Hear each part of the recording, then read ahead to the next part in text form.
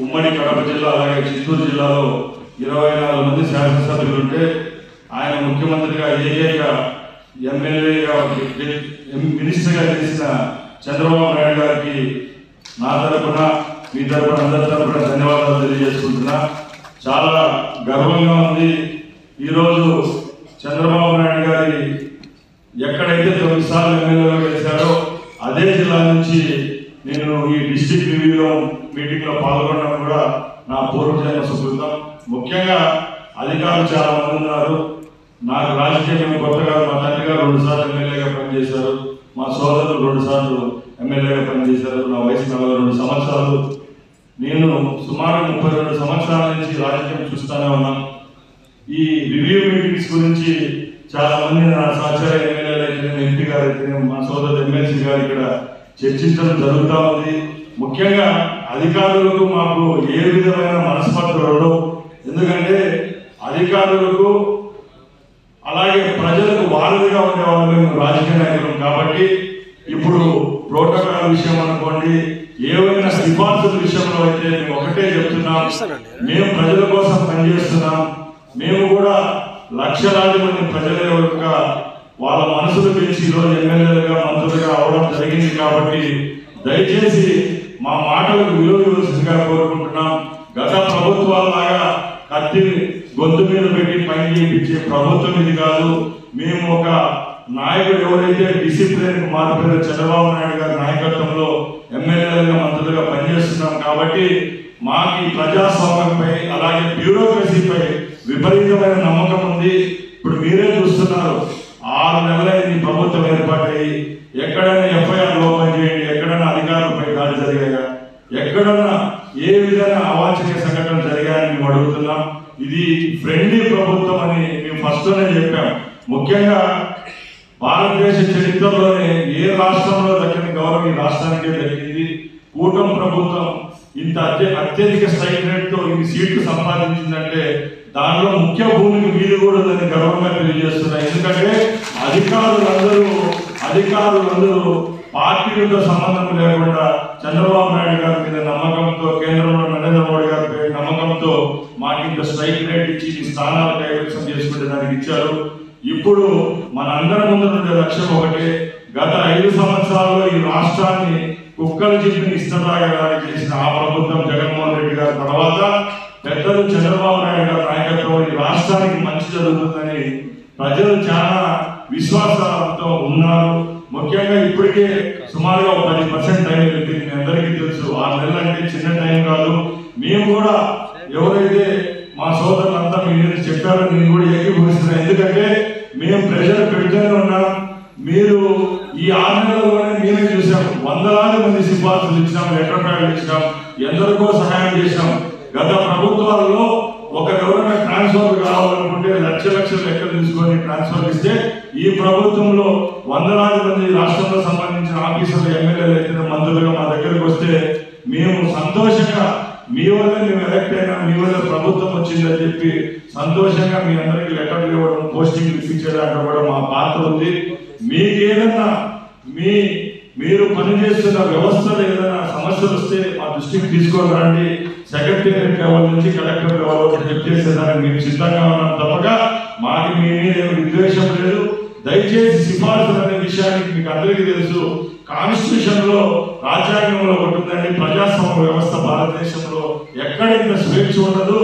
మీరు మీ కుర్చీల్లో కూర్చొని పనిచేసేదానికి ఏ ఫెసిలిటీస్ కావాలో ఈ ప్రజలు తరపున ఎన్నుకున్న మేము కూడా మీకు ఆ గౌరవాన్ని ఇస్తున్నాం. కాబట్టి దయచేసి మా సిఫార్సులను, మా మాటలను పట్టించుకునే పరిస్థితులకు మీరు రావాలా. ఈ 6 నెలలు, రేపు 12వ తారీఖు 6 నెలలు అయిపోతుంది. మేము కేవలం మీ దగ్గర వచ్చి చదువుకోవడానికి సరిపోదు. చంద్రబాబు నాయుడు గారి దగ్గర పనిచేయాలనుకుంటే స్కూల్లో పనిచేసే స్టూడెంట్ కంటే మా మీద ఎక్కువ ప్రోగ్రెస్ రిపోర్ట్లు వస్తాయి. సార్ ప్రతి ఒక్క వారం రివ్యూ చేస్తాడు, ఏ మంత్రి ఏం చేస్తున్నాడు, ఏ ఎమ్మెల్యే ఏం చేస్తున్నాడు, ఏ ఎమ్మెల్సీ ఏం చేస్తున్నారు.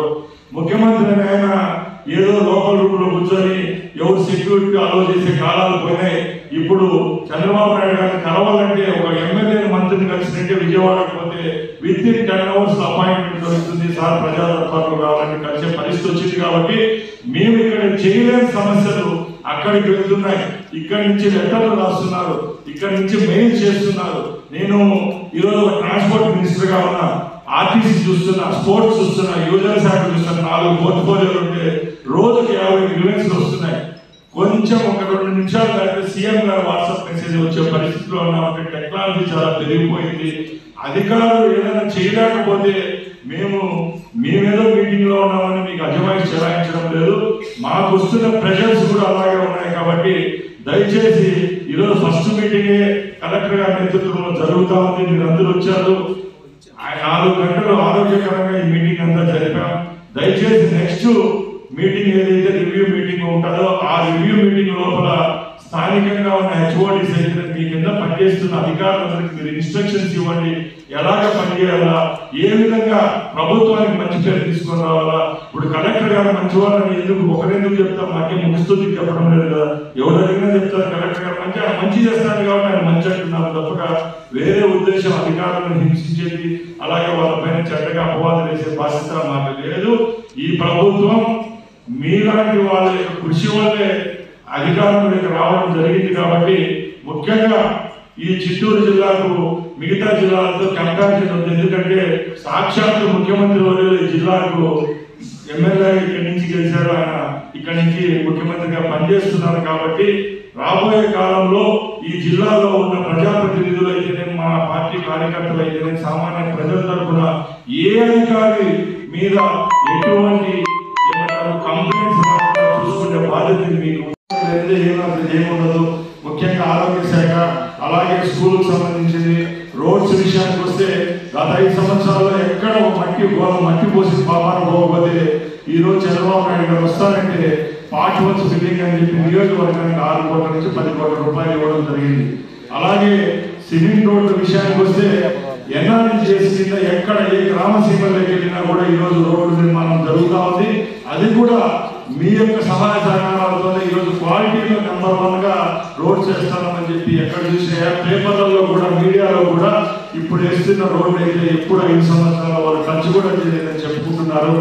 అలాగే ముఖ్యంగా అగ్రికల్చర్ మనది రైతు రాష్ట్రము.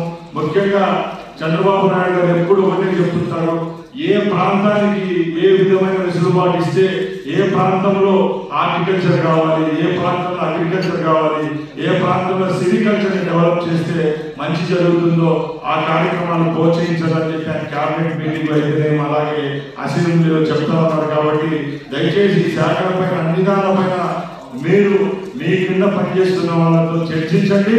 తప్పకుండా ఎవరైతే ఈ జిల్లాలో మమ్మల్ని గెలిపించారో, ఈ జిల్లాలో నన్ను మంత్రిగా, ఇన్ఛార్జ్ మంత్రిగా, అలాగే కలెక్టర్ గారు అయితే మా సహచర ఎమ్మెల్యేలు, ఎమ్మెల్సీలు, ఎంపీలు మీతో 4.5 సంవత్సరం పనిచేసేదానికి మీకు సిద్ధంగా ఉన్నాం. మీ సహాయ సహకారాలు మాకు కావాల్సిందిగా కోరుకుంటూ సెలవు తీసుకుంటున్నాను. అందరికీ నమస్కారం. ఈరోజు ఒక ఇన్ఛార్జ్ మంత్రిగా పెద్దలు, పూజ్యులు, మా ముఖ్యమంత్రి వర్యులు ప్రాతినిధ్యం వహిస్తున్న చిత్తూరు జిల్లా నుంచి నన్ను ఎంచుకున్నందుకు సభాముఖంగా ధన్యవాదాలు తెలియజేసుకుంటున్నా. ముఖ్యంగా ఏవైతే బాధ్యతలు గౌరవ ముఖ్యమంత్రి గారు నా పైన పెట్టారో తూచా తప్పకుండా చిత్తూరు జిల్లా అభ్యున్నతి కోసం రాబోయే కాలంలో పనిచేసేదానికి నేను సిద్ధంగా ఉన్నా. అలాగే ఇక్కడ ఉన్న మా ఎమ్మెల్యేలు అయితేనేం, ఎంపీ గారు అయితేనేం, సహచర ఎమ్మెల్సీ గారు అయితేనేం, వీళ్ళందరితో కలుపుకొని పోయి ఈ జిల్లాలో ఏ విధమైన అభివృద్ధి కార్యక్రమాలు చేపట్టాలా, సంక్షేమ కార్యక్రమాలు చేపట్టాలో ఈ 4.5 సంవత్సరంలో దిశ నిర్దేశించి కార్యక్రమాలు చేసేదానికి సిద్ధంగా ఉన్నాం. అలాగే ముఖ్యంగా తెలుగుదేశం పార్టీ బలంగా ఉంది కాబట్టి ఈరోజు 7కు 6 సీట్లు ఇక్కడ గెలవడం జరిగింది. తెలుగుదేశం పార్టీ కార్యకర్తలకు మేము ఒకటే భరోసా ఇస్తున్నాం. మా సహచర శాసనసభ్యులు, ఎమ్మెల్సీలు, ఎంపీలు మేమంతా ఒకటే చెప్తున్నాం, చంద్రబాబు నాయుడు గారు మీ మీద ఉన్న విశ్వాసాన్ని మేము కూడా చూరగొని రాబోయే కాలంలో తెలుగుదేశం పార్టీ కార్యకర్త కాలర్ ఎగరేసుకునే విధంగా ఈ జిల్లాలో తయారు చేసేదానికి మేము సిద్ధంగా ఉన్నాం తెలియజేసుకుంటున్నాం.